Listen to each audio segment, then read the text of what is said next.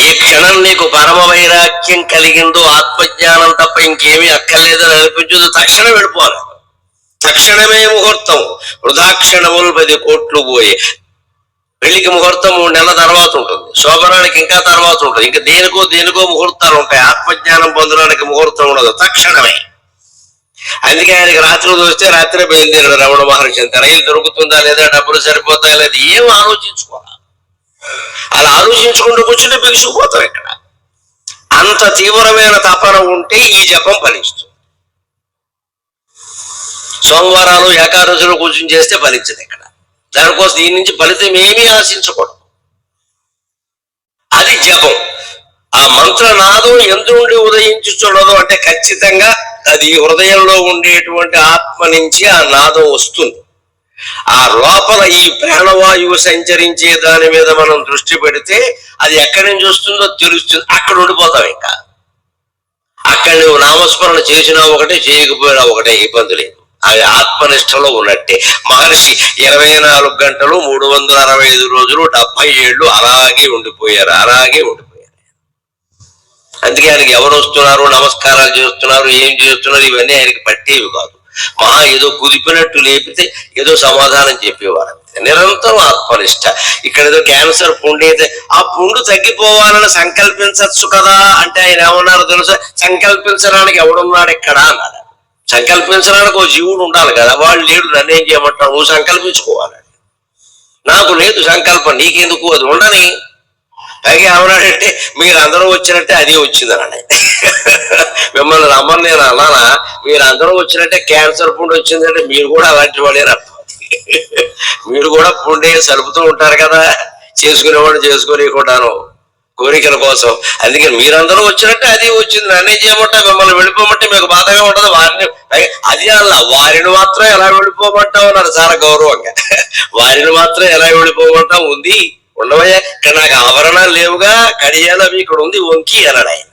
ఎర్రగా మెరుస్తుంది కదా పూండు, వంకి ఎంత అందంగా ఉంది అన్నాడు ఆయన. మత్తు మంది ఇచ్చి ఆపరేషన్ చేయవలసిన అవసరం లేకుండా ఆపరేషన్ చేయవలసి వస్తే చేసుకోండి అన్నాడు ఆయన. అది ఆయనకి తెలియలేదు. దేహభ్రాంతిని పూర్తిగా వదిలినటువంటి మహాయోగికి తప్ప మరొకరి చరిత్రలో ఇటువంటి ఘట్టం జరిగే అవకాశం లేదండి. రమణ మహర్షి చరిత్రలో తప్ప దేహభ్రాంతి పూర్తిగా వదిలేశాడు ఆయన. అది మనం గ్రహించుకోవాలి. అలాగే ఇంకొక గొప్ప ఉపాయం చెబుతారు. మంత్ర జపం చేయడానికి ఇదైతే ఆ మంత్రం కూడా ఆగిపోయి పూర్తి ఆత్మనిష్టలో ఉండడం ఎలాగా అని కావ్యకంఠ గణపతి మరి అడిగితే ఆయన చెబుతారు. నేను అనే స్ఫురణ ఎందుండి ఆవిర్భవించుచున్నదో పరికించినచో ఆ పరికించు మనస్సు అందే లీనమగును, అదే తపస్సు అన్నారు. ఈ మంత్ర జపం చేస్తూ ఉంటే మంత్ర ధ్వని వాయు రూపంలో వస్తూ ఉంది కదా, అది కూడా లేకుండా అసలు అది కూడా ఆగిపోయినప్పుడు శ్వాస దాని ద్వారా అది నడుస్తూనే ఉన్నప్పటికీ మనం పడుకున్నప్పుడు ఉచ్ఛ్వాస నిశ్వాస నడిచినట్టుగా మనకు తెలియకుండా శ్వాస నడుస్తూనే ఉంటుంది. ఇప్పుడు నేను మాట్లాడుతున్నాను, శ్వాస మీద నేను దృష్టి పెట్టానా, మీరు వింటున్నారు, మీ శ్వాస మీద మీరు దృష్టి పెట్టారు, శ్వాస నడుస్తోందిగా, నడవకపోతే పడిపోవాలి వెంటనే. అంచేది భగవంతుడు ఎంత గొప్ప ఏర్పాటు చేశారు అంటే మనం ఈ లౌకిక కార్యక్రమాలు ఎన్ని చేసుకుంటప్పటికీ లోపల ప్రాణవాయువు సంచరించే విధంగా పెద్ద ఏర్పాటు చేసేసాడు. ఇక అంతకంటే గొప్పవాడు ఎవడాడు, దేవుడు ఉన్నాడు అనడానికి ఈ ప్రాణవాయువు ప్రాణశక్తి చాలు, ఇంకేం అక్కర్లేదు. ఇక్కడ ఇది నీ అనుమతి తీసుకుందా? అన్నం తిన్నామండి, అన్నం తినేటప్పుడు ఏమనుకున్నాం, గోంగూర పచ్చడి ఇంకొంచెం వేస్తే బాగుండు, వేశారు కానీ ఏమిటో ఉల్లిపాయలు తరగలా, ఇవన్నీ పెట్టుకున్నాను. ఇక్కడ పనసపొట్టు వేసారు కానీ గుమ్మిడొడియాలు ఉండాలి, చెప్పానుగా. గుమ్మిడొడియాల ముందే ఈయన దృష్టి అంతా గుమ్మిడొడియాల మీద ఉంది. ఇలా ఏదో ఎంచుకున్నామండి, అన్ని తిన్నామండి. కానీ ఈ మామిడికాయ పప్పు, మిరపకాయలు, గోంగూర పచ్చడి, ఉల్లిపాయలు, పనసపొట్టు కూర, గుమ్మడికాయలు, ముక్కల పులుసు, అందులో వేసిన ఆనపకాయ ముక్కలు అన్ని లోపలికి వెళ్ళాక ఏమయ్యాయి? పశువులకు వేసే కుర్తుకూర ఎలా ఉందో ఇది కూడా అంతే. ఒక్క మాటలో చెప్పాలంటే పల్లెటూరు వాళ్ళకి బాగా తెలుస్తుంది. పశువులకి మేత వేస్తారు, కుడుచుకోని బాగా అన్ని నీళ్లే ఉంటాయి. అందులో మిగిలిన పదార్థాలన్నీ బారేస్తారు, చిట్టేస్తారు, తౌడేస్తారు, మిగిలిన అన్నం బారేస్తారు, ఏది మిగిలితే అది అందులో బారేస్తారు. అవన్నీ కలిపి కొట్టరా కావేటరంగా తింటుంది అది. మనము కూడా లోపల చూసుకుంటే ఇలాగే ఉంది. ఇక్కడ ఇది చాలా ఆకర్షణీయంగా ఉండి అందంగా వండించుకుని రుచిగా వండించుకుని తిన్న కూరలన్నీ లోపలికి వెళ్ళి పుడుతుకోవడంలో పశువులు తిండి ఎందులో అనుమానం వెళ్ళ. మనం ఎందుకు మళ్ళీ అన్నం తినగలుగుతున్నాం, శరీరాన్ని ప్రేమించగలుగుతున్నాం అంటే లోపలికి ఎప్పుడు గొట్టం పెట్టుకుని చూసే అవకాశం మనకి ఇవ్వలేదు ఎవరు. లోపలికి గొట్టం పెట్టుకుని చూస్తే మన జీవితంలో అన్నం తినవాడు. ఈ అసహ్య ప్రక్రియను మనం గమనించద్దా? ఒకసారి పడుకున్నప్పుడైనా అనుకోవాలి కదా, జీవితం అందంగా ఉంది శరీరం బాబు స్నానం చేసి మంచి కట్టుకుంటే అందంగానే ఉంటుందండి. ఏమైనా లోపల అలా ఉందా? కానీ మనం తినేటప్పుడు ఇన్ని రకాలు ఎంచుకున్నాం, లోపలికి వెళ్ళాక అది ఏం జరుగుతుందో మనకేమైనా తెలుసా? మనకు తెలియకుండా మన పనులు మనం చేసుకుంటున్నాం, పడుకుంటున్నాం, రాగద్వేషాలకు లోనవుతున్నాం, ఆత్మస్థుతి పరనింద చేసుకుంటున్నాం, రకరకాల పుస్తకాలు చదువుతున్నాం, సినిమాలు చూస్తున్నాం. ఈ లోపల ఈ జీర్ణ ప్రక్రియ నడుస్తుందా లేదా? మరి నీ పనుల్లో నువ్వు ఇక్కడ మునిగిపోయినప్పటికీ సృష్టిలో సమస్త జీవరాశులకి ఈ జీర్ణ ప్రక్రియ నడిపిస్తున్న దేవుడు ఉన్నాడు అని వేరే చెప్పాలా? ఇది ఒక్క ఉదాహరణ సరిపోదా? మన అనుమతి లేకుండా, మన ప్రమేయం లేకుండా అక్కడ జరిగిపోతుంది అంటే ఈ అనంతమైన సృష్టిని అంతటినీ నడిపిస్తున్న భగవంతుడు ఉన్నాడని వేరే చెప్పేది ఏమిటంటే తెలియట్లే ఇక్కడ. అది సహజంగా నడుస్తుంది అంటే అలాగే అదో అజ్ఞానం. సహజం అంటే సంస్కృతంలో ప్రతిదానికి అర్థాలు ఉంటాయి, తెలియకుండా మాట్లాడద్దు. సహా జాయతే ఇది సహజం, కూడా పుట్టింది అని. దేంతో కూడానో పుట్టింది, అదేమి సహజం ఏం కాదు. దేంతో కూడా పుట్టిందంటే ఆత్మ సృష్టిగా ఆవిర్భవించినప్పుడే పుట్టింది. సహజం అంటే అర్థం నేచురల్ అని అర్థం చెప్పకూడదు. ఇంగ్లీష్కి సంస్కృతానికి కుదరదు. సంస్కృతంలో ఆత్మజ్ఞానానికి సంబంధించి చాలా లోతైన అర్థాలు ఉంటాయి. సహజం అంటే సహజాయతే, కూడా పుట్టింది. దేని కూడా పుట్టింది? వాడు అలా వాడి కోపం సహజం అంటే వాడు పుట్టినప్పుడే కోపం పుట్టింది. వాడంటే వాడు జీవుడు. ఆ జీవుడు పుట్టినప్పుడే కోపం కూడా పుట్టింది. ఎందుకని? కోపం ద్వారా వాడు అనుభవించవలసిన కర్మఫలాలు కొన్ని ఉన్నాయి, అందుకోసం పుట్టింది. మనం ఎంత చెప్పినా కోపం తగ్గించుకోడు వాడు. బాగా 4 మొట్టికాయలు తగిలాక, 4 అనుభవాలు అయ్యాక ఏమిటో ఉన్నట్టుండి పరమశాంతమూర్తి అయిపోతాడు. ఏమిటో 20 ఏళ్ళ పాటు చంపుకుతున్నాడు, ఒక్కసారిగా మారిపోయాడంటే మనం ఏమనుకుంటాం? అక్కడికి వెళ్ళాడు, ఎక్కడికి వెళ్ళలేదమ్మా, వాడు లోపలికి వెళ్ళాడు. వాడు అనుభవించవలసినవన్నీ అయిపోయినాయి కాబట్టి రీలు తిరిగింది అక్కడ. ఈ కింద 100 నాడులు తిరుగుతూ ఉన్నాయి కదా, ఈ చుట్టుకొని ఒక్కోటి జీవుడికి తగులుతూ ఉంటుంది. తగిలినప్పుడల్లా ఆ కర్మఫలం పుణ్యమో పాపమో అనుభవానికి వస్తూ ఉంటుంది. ఆ చుట్ట అయిపోయిన తర్వాత ఆ ఖాళీ అవుతుంది. ఇంకా వాడి కోపం అప్రయత్నంగా తగ్గుతుంది. అందుకే నేను చాలా చెప్పాను, చాలా మంది ఇబ్బంది పడుతున్నారని. 18 ఏళ్ళు దాటిన వాళ్ళు ఎవరూ మార్చలేరు. మార్చగలిగిన వాళ్ళు ఇద్దరు. ఒకడు వాడే, రెండో వాడు దేవుడు, ఇంకెవరు లేరు ఇక్కడ. మనం ఉపదేశాలు చేయడం అనవసరం, వదిలేసి నమస్కారం చేయడం మంచిది.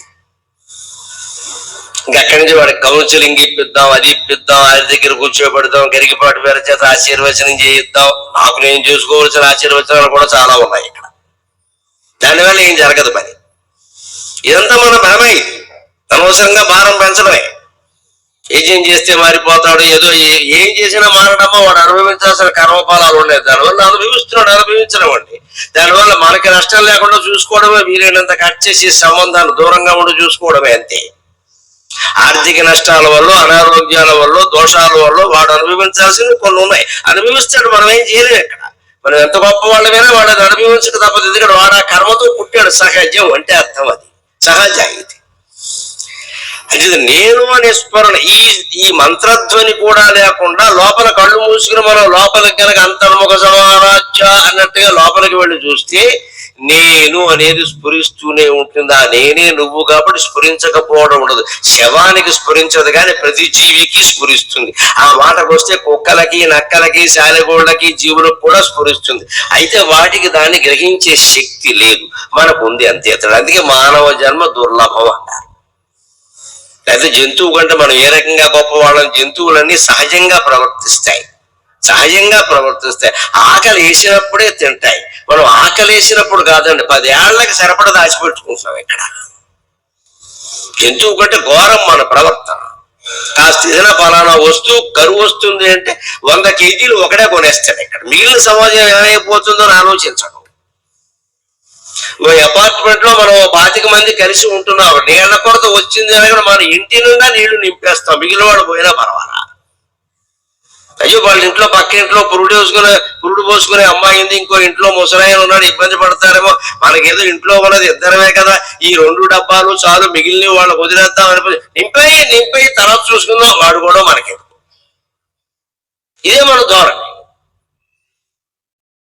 ఖచ్చితంగా ప్రతి జంతువు ఇలా ఉండదండి. ఎక్కడ జంతువు ఇలా ఉండదు. దానికి అవసరమైన ఆహారం తిని కడుపు నిండగానే పోతుంది. అది మన కడుపు నిండంతో సరిపెట్ల సాయంత్రానికి రేపటికి వచ్చాయిగా ఫ్రిడ్జ్లు శవపేటికల్లాగా అందులో దాస్తూ ఉంటాం పట్టుకెళ్ళి. మళ్ళీ 4 రోజులకి 3 రోజులకి తీసుకుని తింటూ ఉంటాం. ఇక్కడ ఈ నిల్వ పెట్టుకోవడం అనేది మనిషికి చేతనే. ఎందుకంటే భవిష్యత్తు ఆశ.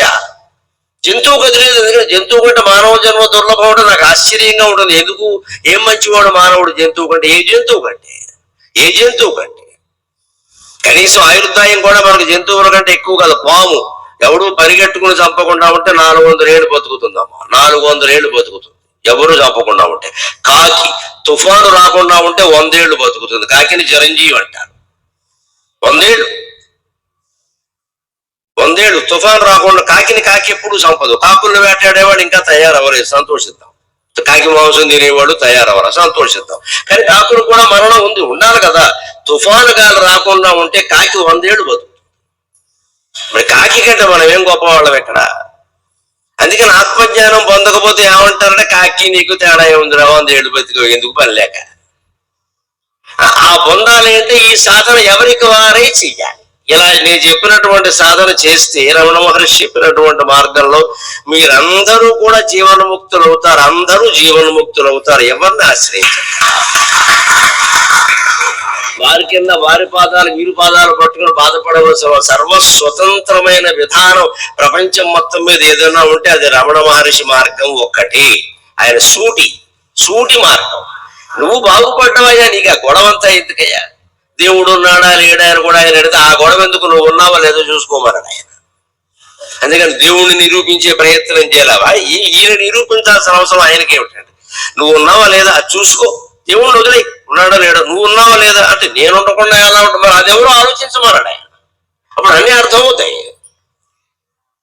ఖచ్చితంగా ఈ శక్తి కోసం మనం ప్రయత్నం చేయాలి ఖచ్చితంగా. అందుకని నేను అనే స్ఫురణ ఎందుండి ఆవిర్భవించుచున్నదో గమనించినచో ఆ గమనించు మనస్సు అందే లేనమగును. అదే తపస్సు. వేరే తపస్సు ఏమి లేదు ఇక్కడ. ఆ జపం కూడా లేనప్పుడు ఆ నేను అని ఎక్కడ స్ఫురణ వస్తుందో కలుగుతుంటే సరిగ్గా లోపలికి చూపి లోచూపుతో లోపలికి చూసి దాని మీద దృష్టి పెడితే అదే తపస్సు. ఇంకేమక్కల. ఎంతసేపు ఉండగలిగితే అంతసేపు ఉండు. అందులో నిజంగా లీనం కాగలిగితే బయట ధ్వనులు కొన్ని వినపడవు, కానీ అప్పుడు కూడా మీ శ్వాస మీకు వినపడుతుంది. ఇంకో సులభమైన ఉపాయం చెబుతున్నా. బౌద్ధ మతంలో జన్ బౌద్ధం అని ఒకటి ఉంది చైనా దేశంలో. వాళ్ళు చేస్తారు ఆ పద్ధతి. గురువులు శిష్యులు చేయిస్తారు.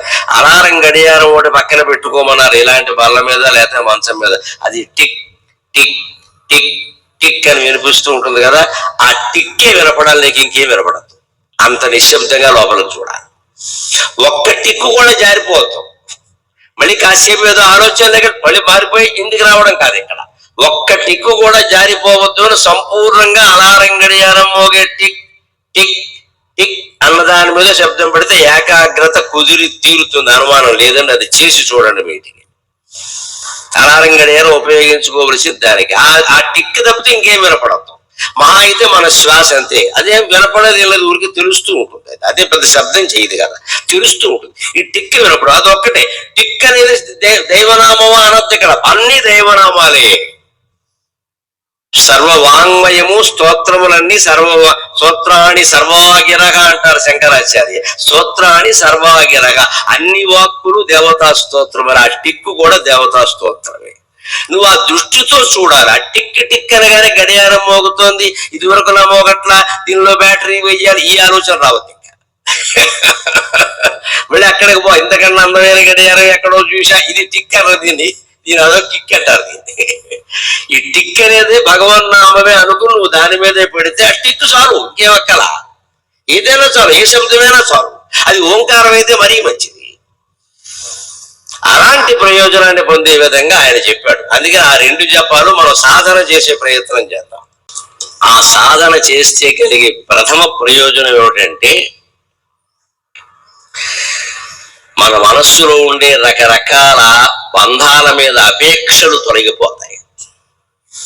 అందుకోసమే మహర్షి ఇక్కడికి వచ్చిన వాళ్ళందరినీ 2 ప్రశ్నలు వేసేవారు. మామూలుగా ఏదైనా మాట్లాడవలసి వస్తే సాపాటు అయిందా అని అడిగేవారు. గిరి ప్రదక్షిణం చేసేవా అని అడిగేవారు. ఇప్పుడు ఆ గిరి ప్రదర్శనలోకి ప్రవేశించేద్దాం. మనకి చాలా కీలకం కదా. మనిషి ఏదో ఒక పని చేయాలి, ఎందుకంటే సంపాదించుకోవాలి కాబట్టి. సంపాదించుకోవడం ఎందుకంటే అన్నం తినాలి కదండి. అన్నం తినే మేరకైనా సంపాదించుకోవాలి. తిండి బట్ట ఉండాలి, దాని మాత్రమే సంపాదన ఉండాలి కదా. అంటే అతను ఆహారార్థం కర్మ కుర్యాదనింజం కుర్యాదాహారం ప్రాణ సంరక్షణార్థం. సరే, ఆహారం కోసం సంపాదించుకున్నాం, ఆహారం తినడం. మరి ఆహారం తినడం ఎందుకు, అన్నం తినడం ఎందుకు? ప్రాణం నిలబెట్టుకోవాలి కదా. వెంటనే ప్రాణ సంధార్య తత్వ జిజ్ఞాసనార్థం. ప్రాణాలు ఎందుకు నిలబెట్టుకోవాలి? పోతే నష్టం ఏమిటంటే ఈ జన్మ ఎత్తింది మళ్ళీ జన్మ ఎత్తకుండా ఉండడానికి, అదొకటే లక్ష్యం ఇక్కడ. ఈ జన్మ ఎత్తింది ఎందుకంటే మళ్ళీ జన్మ ఎత్తకుండా ఉండడానికి. 10వ తరగతి పరీక్ష రాసే విద్యార్థి ఏమనుకుంటాడు? మళ్ళీ మళ్ళీ 10వ తరగతి రాయాలి అనుకోడు వాడు. అలా ఎందుకు అనుకుంటాడండి? మళ్ళీ రాయిద్దనే అనుకుంటాడా లేదా? మనం ఎందుకంటే మరి మళ్ళీ మళ్ళీ మళ్ళీ మళ్ళీ అంటాం. ఇక్కడ ఒక క్షేత్రానికి వస్తా మళ్ళీ మళ్ళీ మళ్ళీ మళ్ళీ మళ్ళీ మళ్ళీ 10వ తరగతి మళ్ళీ రాస్తావా? మళ్ళీ మళ్ళీ వచ్చిన చోటగా వస్తున్నాం అంటే ఏమీ పొందలేదన్నమాట. ఏమీ పొందలా, ఊరికే మట్టి అంటించుకున్నాం. అందుకని మళ్ళీ మళ్ళీ వస్తూ ఉంటాం. ఇక్కడ డిగ్రీ పాస్ అయిన వాడు మళ్ళీ నేను డిగ్రీ చదవాలంటే, ఎంబీబీఎస్ చదివిన వాడు మళ్ళీ నేను ఎంబీబీఎస్ చదవాలంటే ఇంకేదో పై చదువుతాడు కదా. మనం ఎందుకంటే ఇక్కడ ఆగిపోతున్నాం పుణ్యక్షేత్రాల దగ్గర. ఓసారి వెళ్ళాను, ప్రతి నెల వెళ్ళాను, ఏడాది వెళ్ళాను, నేను వెడుతూనే ఉంటా. దేనికి వెళ్ళడం ఇక్కడ? ఇది ఆలోచన చేయాలి. ఇది తత్వ జిజ్ఞాస కాదు ఇది. అందుకని జన్మ ఓసారి ఎత్తాము అంటే ఎందుకు ఎత్తామంటే ఇంకెత్తకుండా ఉండడానికి. అంతే. మళ్ళీ రాయితీకి పరీక్ష. ప్రణాసంధార్య తత్వ జిజ్ఞాసనార్థం. తత్వం జిజ్ఞాస చేయడం కోసం. తత్వం జిజ్ఞాస్యం ఏన భూయో న జన్మ. ఆ తత్వ జిజ్ఞాస ఎందుకయ్యా అంటే మళ్ళీ జన్మ అనేది కలగకుండా ఉండడానికి. ఇంకో దారి లేదు, ఇంకో లక్ష్యం ఏం లేదు దీనికి. అందుకే దానికోసం గిరి ప్రదక్షిణం అన్నారు. అందుకే గిరి ప్రదక్షిణం చేస్తే, గిరి ప్రదక్షిణ అని ఆయన ఏమన్నారో తెలుసా? సంచార సమాధి అన్నారు. ఆ గ్రంథాల్లో చూసుకోండి మీరు. దివ్య జీవన మకరందం కానీ, రమణ మహర్షి గురించిన ఏ పుస్తకాల్లో కానీ ఆయన మాటలు యథాతథంగా ఉటంకించిన చోట చూసుకుంటే తెలుస్తుంది. గిరి ప్రదక్షిణం అంటే ఏమిటంటే సంచార సమాధి అన్నారు. అంటే సంచారం అనేదాన్ని ఒక సమాధి స్థితిగా భావించాలి. నువ్వు కొట్టు కనపడగానే ఆగి బట్టలు కొనుక్కుని, కొట్టు కనపడగానే ఆగి మళ్ళీ బ్యూటీ క్లినిక్ లో సామాన్లు కొనుక్కుంటే ఇంక ఇది అనవసరం. ఇక్కడ మనం సమాధి అయిపోయాం. ఇవాళ మొత్తం షాపింగ్ కాంప్లెక్స్ లో వచ్చే గిరి ఎక్కడా కనపడలేదు నాకు. నా దురదృష్టం ఏమిటో కానీ మొత్తం మూసేశాను. అయిపోయింది. 14 కిలోమీటర్లు అయిపోయింది. దుకాణాలు మిగిలాయి. అంటే వ్యాపారం జరుగుతోంది. ఆశ్రమం వాళ్ళు కూడా బాధపడుతున్నది. ఏదో నన్ను అభ్యర్థించారు ప్రత్యేకంగా, చెప్పండి బాబు దీని గురించి. తట్టుకోలేకపోతున్నా. పొన్నమనాడు జనం మనాడు ఒకడు ఉండట్లేదు ఎక్కడని చెప్పి మనకు నమ్మకం బాగా వచ్చేసింది. దాన్ని పొన్నమి నాడు చేయడం ప్రశస్తం అని ఎందుకన్నారో తెలుసా? నువ్వు పెద్ద లైటింగులు వెలుగుల్లో ఫ్లడ్ లైట్లు పెట్టుకుని చేస్తావని కాదు. అక్కడ పొన్నమి అన్నిటి మీద, చంద్రుని వెలుగు అన్నిటి మీద సమానమే. ఒక దేవాలయం మీద ఎలా పడుతుందో ఒక మురికి కాలం మీద కూడా అలాగే పడుతుంది పొన్నమి వెన్నెల. మన దృష్టి అలా మారాలి, సమదృష్టి ఏర్పడాలి. చంద్రుడు వెన్నెల నేల మీద పడుతూ ఉంటే 5 అంతస్తుల భవనం మీద ఎలా పడుతుందో కూలివాడు గుడిసె మీద కూడా అలాగే పడుతుంది. చంద్రుడికి భేదం లేదుగా.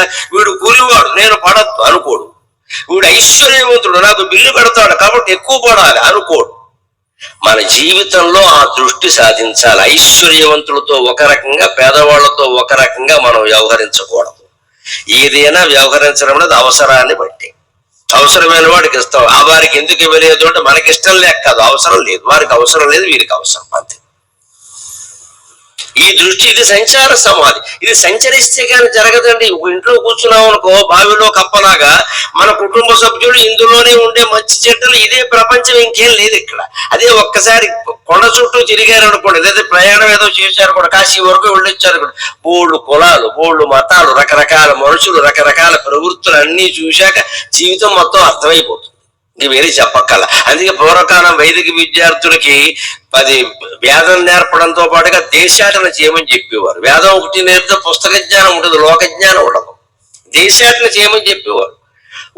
వెళ్ళేటప్పుడు ఏం చేసేవాళ్ళు, ఆ సంచిలోను, జోలులోను చిలకడ దుంపలు, బంగాళదుంపలు ఎందుకు నిలవ ఉంటాయని, దాంట్లో ఏదో వండుకోవాలి కదా. మరి ఓ వానొస్తుందేమో అని గొడుగిచ్చేవారు, కారికి చెప్పులు ఇచ్చేవారు. ఇదే పెళ్లికి ముందు చేసే స్నాతకం. మనం పెళ్లికి ముందు చేస్తున్నాం, ఇంతకంటే పొరపాటు ఇంకోటి లేదు. పెళ్లికి ముందు కాదు చేయవలసింది, విద్య అయిపోయాక. అందుకే ఇప్పటికీ యూనివర్సిటీ కాన్వకేషన్ అంటే స్నాతకోత్సవం అంటారు. విద్య అయిపోయాక చెయ్యాలి. నువ్వు విద్య ముగియగానే చేయవలసిన పని ఏమిటంటే వెంటనే వివాహంలో ప్రవేశించడం కాదు, ఇక్కడ లోక దేశాటనం చెయ్యాలి. అప్పుడు సంసారం ఎలా చేసుకోవాలో, ఉద్యోగం ఎలా చేసుకోవాలో తెలుస్తుంది. ఎప్పుడు సంచార సమాధి అంటే రకరకాల వ్యక్తులు, రకరకాల జీవులు, రకరకాల జీవన విధానాలు అన్ని చూశాక అన్నింట్లోనూ ఉన్నది ఒకే ఒక శక్తి కదా అనే నమ్మకం ఏర్పడగానే ఆత్మజ్ఞానం కలగడానికి దారి దొరికినట్టే. అందుకని సంచారం. అందుకని గిరి ప్రదక్షిణం చేసేటప్పుడు మన దృష్టి దేని మీద ఉండాలి? దుకాణాల మీద కాదు. దుకాణాల మీద ఉండబట్టే వాడు దుకాణాలు ఇంకా పెంచుతున్నారు. వాళ్ళు మంది వస్తారండి, ఎవరో ఒకరు కొనకపోతారా అని వాళ్ళు ప్రదక్షిణం చేయడం మానేసి దుకాణంలో కూర్చుంటున్నారు. మనం ఏమీ కొనకుండా మొత్తం చుట్టూ తిరిగి వచ్చారు, ఎవరు కొనట్లేదండి ఈ మధ్యన దుకాణాలు మూసేస్తారు. అప్పుడు గిరి కనపడుతుంది. అప్పుడు గిరి చుట్టూ తిరిగితే ఏమిటి వస్తుంది? ఖచ్చితంగాను మొక్కలు ఉంటాయి, ఎదిగిన చెట్లు ఉంటాయి, మొక్కలు ఉంటాయి, మానులు ఉంటాయి, కోతులు ఉంటాయి, పందులు ఉంటాయి, రకరకాల జీవులు ఉంటాయి. ఆ జీవులన్నిటి జీవన విధానం కనిపిస్తూ ఉంటే సర్వం కల్విదం బ్రహ్మ, సర్వం కల్విదం బ్రహ్మ అనే భావన స్థిరపడుతుంది. అందుకోసం కొండ చుట్టూ తిరగమన్నారు. ముఖ్యంగా కొండ చుట్టూ కోతులు ఉంటాయి. రమణాశ్రమం అంటే కోతులే. నిన్న కోతి గురించి ఆయనే ఎంత గొప్పగా చెప్పాడో తెలుసుకున్నాం. అంచేత ఏ జీవిని మనం అవమానించొద్దు, ఏ జీవిని మనం అనుమానించొద్దు, అన్నిటినీ గౌరవించాలంటే అన్ని భగవత్ స్వరూపం అనేటువంటి భావన మనస్సులో ఉండాలి కదా. అందుకని సంచార సమాధి అన్నారు గిరి ప్రదక్షిణాన్ని. ఆ సంచార సమాధిగా మనం భావిస్తే జరిగేది ఏమిటయ్యా? ఈ గిరి రూపంలో ఉన్నది భగవత్తత్వమే. అరుణాచలము అంటే సాక్షాత్తు శివుడే అన్నాడు ఆయన. ఎందుకని? అది నిశ్చలం, కొండ నిశ్చలం, కింద దుకాణాలు, మనము చెంచలం.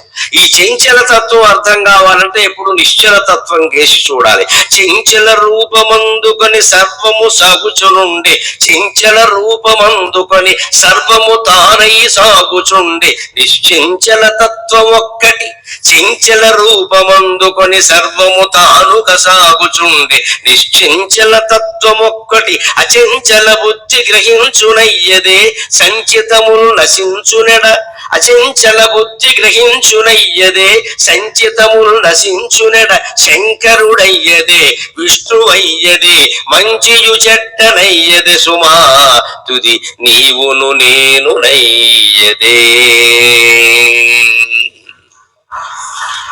చించల తత్వాన్ని అందుకుని ఒక నిశ్చించల తత్వం కొనసాగుతోంది. ఈ కనిపిస్తున్న సృష్టి చెంచలం. అందుకే శంకరాచార్య దీన్ని మిథ్య అన్నారు. మిథ్య అంటే లేదు అని కాదు, పొరపాటు అర్థాలు చెప్పద్దు. జగన్నాస్తి అనలేదు, అనే అజ్ఞాని కాదు, అమాయకుడు కాదు. జగత్తు మిథ్య అన్నాడు. ఉన్నది ఉన్నట్టుగా ఉండదయ్యా, నిరంతరం మారిపోతుంది అన్నాడు. లెక్క ఇది, నిరంతరం మారిపోతుంది అన్నాడు. నిరంతరం మారిపోతున్నది ఉన్నట్టా లేనట్టా?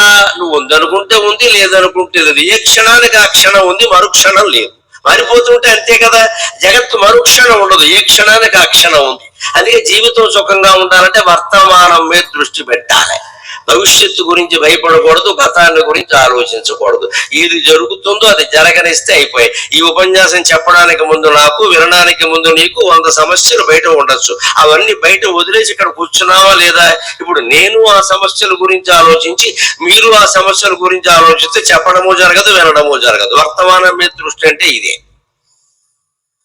వర్తమానం మీద దృష్టి అంటే దీనిలో మళ్ళీ ఫోటో తీసి ప్రయత్నం చేసామంటే అర్థం భవిష్యత్తు మీద దృష్టి పెట్టారు. ఇక్కడ అది ఎప్పుడో చూడాలి, ఎవరికో పంపాలి, ఇప్పుడు లైకులు రావాలి, ఇది సరిపోయింది. ఇక్కడ నీకు జ్ఞానం రావక్కల లైకులు రావాలంటే బొట్టన మీద కావాలి. ఇక్కడ వెళ్ళి బొట్టన మీద చీపుకుంటూ కూర్చోరాదా? ఎవరొద్దన్నారు? మనకేమో ఎవరికో పంపాలి, ఎవరికో లైకులు కావాలి. మనం వినడం, మనం తెలుసుకోవడం ముఖ్యం కాదు, అందుకు వస్తుంది. అంటే మనం వర్తమానం మీద దృష్టి పెట్టట్లా. చించల రూపాన్ని అందుకొని మొత్తం సర్వము తానుగా సాగుచుండే నిశ్చించల తత్వం ఒక్కటి. నిశ్చించలమైన తత్వం ఒకటి ఉంది, అదే భగవంతుడు. నిశ్చల తత్వ జీవన్ముక్తి అన్నారు శంకరాచార్య. నిశ్చల తత్వం తెలిస్తే జీవన్ముక్తి పొందినట్టే. నిశ్చలత్వం ఎలా తెలుస్తుంది మనకి? చించలత్వం తెలియాలి అంటే దాని విషయం తెలియాలంటే నిశ్చలత్వం మీద దృష్టి పెట్టాలి. ఎలాగా? మనం రైల్వే స్టేషన్కి వెళ్ళాం, ఓ రైలు ఎక్కాం, అది 9 గంటలకు బయలుదేరుతుంది రాత్రి. ఓ పావుగంట ముందే ఎక్కి కూర్చున్నాం, 9ంటికి ఎక్కి కూర్చున్నాం, చూస్తున్నాం. అలాగా ఈ లోపు పక్కన ఇల్లు కదిలింది. పక్క రైలు కదిలింది. మనకేమనిపించింది? ఆ రైలు చూస్తుంటే మన రైలే కదిలింది అనిపించింది. వెంటనే మన రైలు కదులుతోందా లేదా అని చూసుకుంటా, 9ంటికి కదా, ఇప్పుడు 8:45 అయింది, ఇప్పుడు ఎలా కదులుతుంది అని అనుమానం వచ్చి పక్క రైలు కదులుతుంటే మన రైలు కదులుతున్నట్టే అనిపిస్తోంది కాబట్టి అనుమానం నివృత్తి చేసుకుందుకు ఏం చేస్తాం? ప్లాట్ఫారం కేసి చూస్తాం. మనం ఎక్కింది ప్లాట్ఫారం మించే కదా, ప్లాట్ఫారం నిశ్చలం. ప్లాట్ఫారం కేసి చూడగానే అది కూడా కదులుతుంది అనుకోండి, మన రైలు కదులుతున్నట్టే లెక్క. అది కదలకుండా నిశ్చలంగా ఉందనుకోండి, మన రైలు కదలట్లేదు, వేరే రైలు కదులుతోందని తెలుసా. అంటే చంచలమైన రైలు కదలకి నిశ్చలమైన ప్లాట్ఫారం ద్వారా జ్ఞానం వచ్చినట్టే చంచలమైన ఈ సృష్టి రహస్యాలని నిశ్చంచలమైన భగవతత్వం ద్వారా అర్థం. రైలు అర్థమైన జీవితం అర్థమవుతుంది. ఎక్కడం దిగడం ఇంకా ఆలస్యం అని ఇలా సాగదీయడం తప్పితే ఎప్పుడైనా ఆలోచించావా? రైలు ఆలస్యం అయితే ఆత్మ గురించి ఆలోచించాలి, రైలు గురించి కాదు. ఇక్కడ అమ్మాయి మంచి పుస్తకం తీసుకుని చదువుకోవాలి, సోది పెట్టకూడదు పక్క వాళ్ళతోటి. ఈ రావడం పోవడం, మనం వెళ్ళడం, అక్కడ పనులు, ఇవన్నీ దేనికి అసలు అవసరమా? అనవసరంగా ప్రయాణాలు చేస్తున్నామో అని ఆలోచించాలి, మానేయచ్చు. ఎందుకంటే ఈ మధ్య రైళ్లు, విమానాలు, బస్సులు అన్ని కిక్కిరిసిపోతున్నాయి విపరీతంగా. చాలా మంది అనవసరంగానే చేస్తున్నారు నా అభిప్రాయం. ఏదో చిన్న మాట రాగానే వెళ్ళిపోవడం, ఇంకా అది ఏదో బాగుందనగానే వెళ్ళిపోవడం అంతే. అది మనకు అవసరమా? నువ్వు చూశాం కదా, ఇది ఏమైనా చేసావా? లేదు, అది ఒక్కడే చూడాలి, అది చూశాక మళ్ళీ ఇంకేదో. ఇక్కడ ఇలా అనవసరంగా చేసేవాళ్ళు ఎక్కువ కాబట్టి ఎక్కడ టికెట్లు దొరకట్లేదు, అవసరమైన వాడికి దొరకట్లేదు. ఇది మనం జాగ్రత్త పడాలి బాగా.